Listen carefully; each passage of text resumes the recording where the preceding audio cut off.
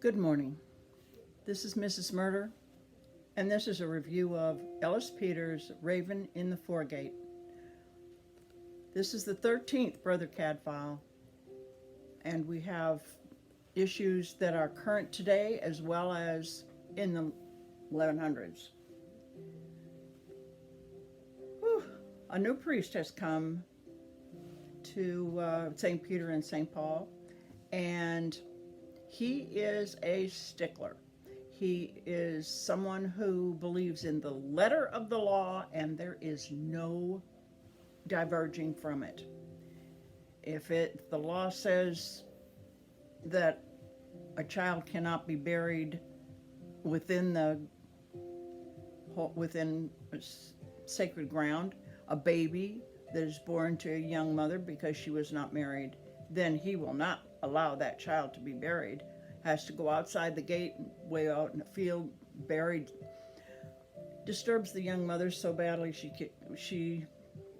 kills herself, so then she has doubly condemned herself in the priest's eyes.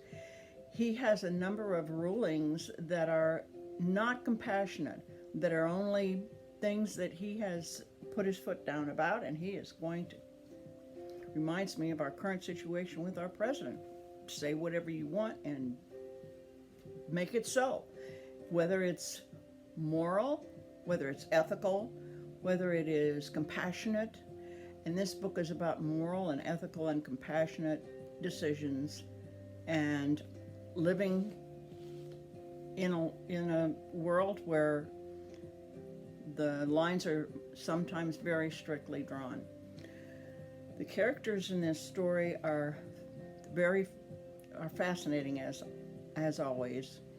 The young, naive young man that is accused of the murder of the priest.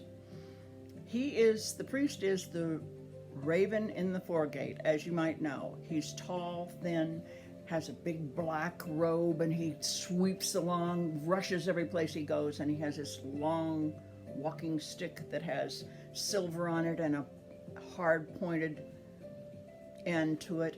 And if his students, when he's teaching, make one mistake, whap, he gets them with that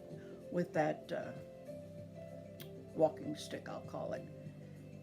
Which reminds me of the way my dad used to teach when he was a high school principal or when he was a high school teacher. The Board of Education on the seat of understanding kind of thing. Well, so he was that swift to respond to any small infraction. So if there was a large infraction, like this young lady who was with child, and then the mother is so bereaved because she has lost her daughter and her daughter's child. And